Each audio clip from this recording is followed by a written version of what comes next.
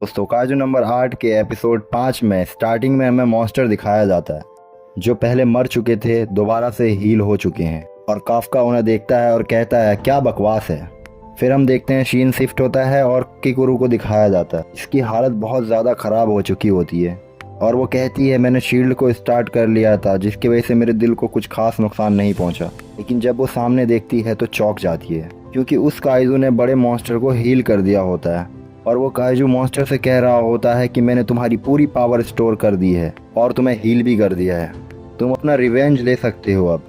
उसके बाद किकुरु उसे देख के चौंक जाती है और कहती है क्या ये काइजू बोल भी सकता है। अभी हम देखते हैं वो काइजू धूल की तरह गायब होने लगता है और जाने से पहले वो अपनी फिंगर किकुरु की तरफ करता है और 2-4 शॉट मारता है। इसकी वजह से उसके बॉडी पे छेद हो जाते हैं। किकुरु की दर्द से हालत ख़राब हो जाती है। हम देखते हैं वो काइजू धूल में गायब हो जाता है और किकुरु को उस बड़े मॉन्स्टर के सामने छोड़ जाता है। फिर सीन शिफ्ट होता है और हमें कंट्रोल रूम का सीन दिखाया जाता है। शोशिरो और इकोनॉमी कह रहे होते हैं कि हमने उस मॉन्स्टर के खतरनाक ऑर्गन निकाल दिए थे, पता नहीं उस मॉन्स्टर ने कैसे ये दोबारा रिजेनेट कर लिया।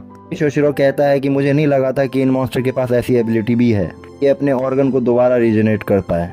उसके बाद शिशोरी वो अपने मन में सोच रहा होता है कि यहाँ पे एक ही पर्सन ऐसा है जो इन मॉन्स्टर से लड़ सकता है और उन्हें ख़त्म कर सकता है। तभी मीना को दिखाया जाता है, कह रही होती है चलो हमें उन्हें रेस्क्यू के लिए जाना होगा। अभी बैटल फील्ड का सीन दिखाया जाता है जहाँ सब भाग रहे होते हैं, उन सब को देख रही होती है। तभी लेनो काफका को आवाज़ लगा रहा होता है कि जल्दी यहाँ से चलो। फिर हम किकुरु को देखते हैं जो कह रही होती है किसी को तो इनको रोकना होगा वरना कई लोग मारे जाएंगे। उस मॉन्स्टर के मसल्स की वजह से ही मेरी ब्लीडिंग रुक गई है। और अपने आप को तसल्ली देते हुए कहती है कि मैं अभी भी मूव कर सकती हूँ, मैं अभी भी लड़ सकती हूँ।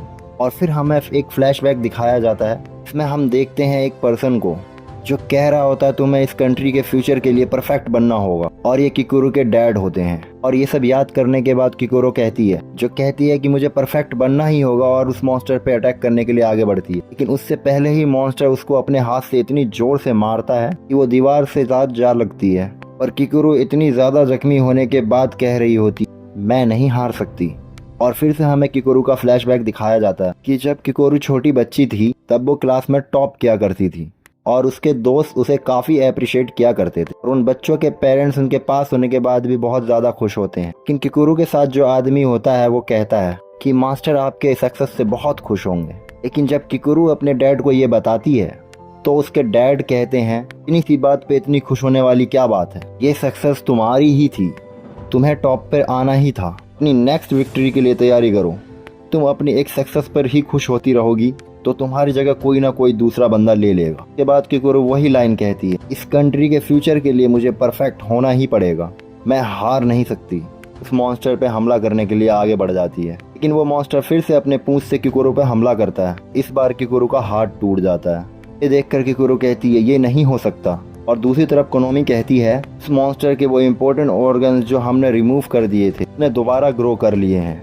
और हम देखते हैं वहाँ पे वो मॉन्स्टर एक एनर्जी ब्लास्ट करने के लिए प्रिपेयर हो रहा होता है। तभी शोशिरो कहता है क्या हम टाइम पे पहुँच भी पाएंगे वहाँ पे। इसके बाद किकुरु फाइनली हार मान लेती है और कहने लगती है प्लीज़ डैड मुझे माफ़ कर देना, दूसरों से अलग नहीं हूँ, मैं भी हार गई। और हम देखते हैं उस मॉन्स्टर ने अपना हमला किकुरु के ऊपर लॉन्च कर दिया है। लेकिन उससे पहले कि वो अटैक किकुरु को लगता सामने काफका आ जाता है और कहता है तुमने बहुत अच्छा काम किया। और किकुरु के सामने आके खड़ा हो जाता है। और किकुरु कहती है आखिर तुम यहाँ पे कर क्या रहे हो। और फिर से मॉन्स्टर को ब्लास्ट करता हुआ दिखाया जाता है और वो हमला दूसरी तरफ मुड़ जाता है। किकुरु काफका को कहती है तुम्हारे हार्डवर्क के लिए थैंक्स। तो अभी भी यही लग रहा होता है कि काफका एक कमज़ोर पर्सन है। तभी काफका अपनी बात पूरी करता कहता है अब ये सब तुम मुझ पर छोड़ दो, मैं इस पावर का इस्तेमाल करूँगा। और वो काइजू नंबर 8 वे में ट्रांसफॉर्म हो जाता है। इसी के साथ काइजू नंबर 8 का एपिसोड 5 ख़त्म होता है। मिलते हैं अगले एपिसोड।